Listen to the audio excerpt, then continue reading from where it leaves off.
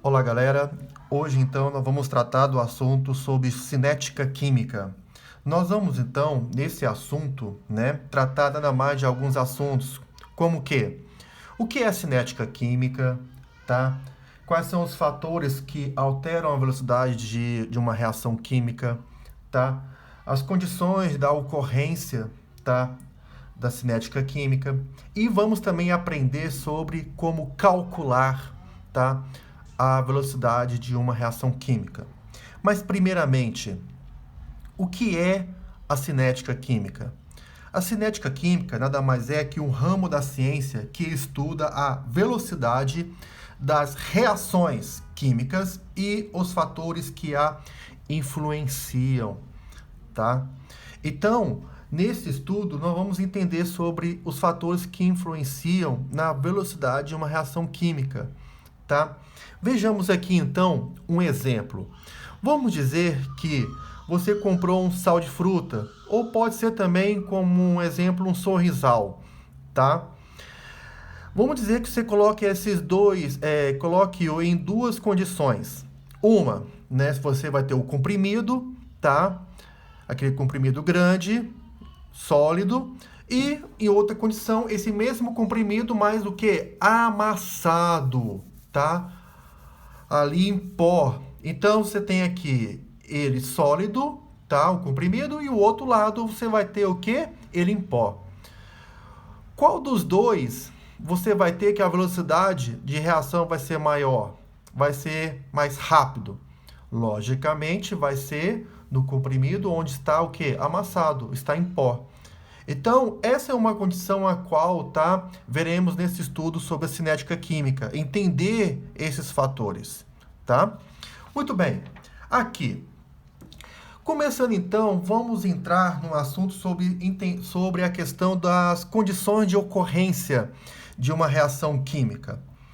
Lembrando que a cinética química é o estudo da velocidade das reações, tá? Agora, quais são as condições de ocorrência que favorecem essa velocidade? Uma é o contato, tá? O contato entre os reagentes vão favorecer aí então o que? A ocorrência da reação química. Outra, a afinidade. Esses elementos, esses reagentes, eles têm que ter o quê? A afinidade. Se não tiver afinidade, a reação não ocorre. Orientação. Primeiramente, essa orientação entre os reagentes deve então ocorrer de que forma que ocorra essa afinidade entre eles. Tem que ser então aqui uma orientação que tenha o quê? Afinidade. E por fim, o quê? Energia de ativação. É necessário uma energia mínima para que então possa ocorrer a reação química. Então, são 4 coisas que são necessárias: contato, afinidade, orientação e energia de ativação.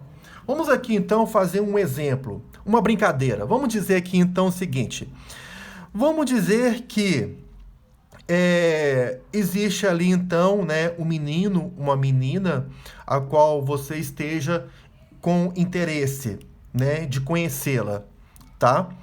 Muito bem. Um colega seu vai te ajudar, tá? Chegando então na pessoa, no indivíduo. Primeiramente, tem que ter o quê? O primeiro contato, tá? Alguém tem que chegar lá, tá? Para que então vocês dois possam o quê? Se aproximar, tá? Então, alguém, vai lá, tá? E aproxima vocês dois. Então, o menino e a menina, vão estar então se encontrando. Então, um contato, tá? Primeiramente, vamos então com esse contato dar sequência à afinidade. Para ocorrer, para ter a afinidade, é importante que os dois estejam interessados em conhecer, tá?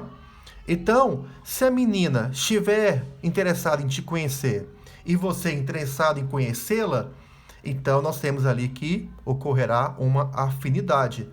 Se ambos não tiver interesse, então não tem afinidade. Então, é importante que, primeiramente, tenha o contato entre os dois. Depois, a afinidade em conhecer um ao outro. Terceiro, a orientação. Se um ficar de costas para o outro, vai ter orientação, vai ter ocorrência aqui, né? Vai ter o contato, a afinidade entre vocês dois? Não, não vai ter. Então é importante que tenha uma orientação, que os dois fiquem de frente um ao outro. E por último, uma energia de ativação. Gosto de brincar aqui com essa situação. Por exemplo, sabe aquele beijinho no pé da orelha?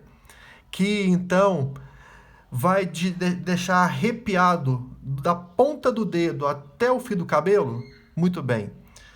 Então, esse beijinho inicial aí, ó, no pé da orelha, ele vai ser então a energia de ativação, para que então ali então tenha, tá, uma proximidade entre os dois, maior, mais eficaz. Então, primeiramente, o contato, vocês dois próximos, afinidade, os dois têm que ter o interesse, a orientação um de frente ao outro, e a energia de ativação é aquele beijinho especial. Então, essas são as condições de ocorrência de uma reação química. É necessário ter um contato, a afinidade, a orientação e a energia de ativação. Muito bem. Agora, quais são os fatores que alteram a velocidade de uma reação? São 5. Nós temos aqui, ó, a pressão, a luz, a superfície de contato, a temperatura e o catalisador. Nós temos que esses 5 fatores aqui, eles afetam, alteram aqui então a velocidade de uma reação química, tornando a reação mais rápida ou mais lenta, tá? Dependendo das condições. Muito bem, vou aqui então falar de 3, que vai ser muito importante. Vamos aqui citar, por exemplo, aqui o que nós já até falamos no início, sobre o comprimido efervescente, que pode ser o sal de frutas ou o próprio Sonrisal, tá? Se você então colocar então em 2 condições, misturando com água, se você pegar o comprimido sólido e o outro, o comprimido em pó, e colocá-los em água, qual que vai ser mais rápido? O em pó. Por quê? Porque ele possui maior o quê? Superfície de contato. Quanto maior a superfície de contato, maior será a velocidade. Tá ok? Maior será a velocidade. Então, o comprimido amassado em pó, tá? Macerado, ele vai ser mais rápido devido a ter maior superfície de contato. A luz é um fator também muito importante, né, que vai afetar ali então a velocidade de uma reação química. Vamos colocar aqui, então, por exemplo, alguns reagentes que são afetados pela luz, tá? Ou o próprio processo de fotossíntese, tá? A fotossíntese, ela é o quê? Afetada pela luz, tá? Para que então ali o açúcar possa ser convertido em água e o que mais? Gás carbônico, tá?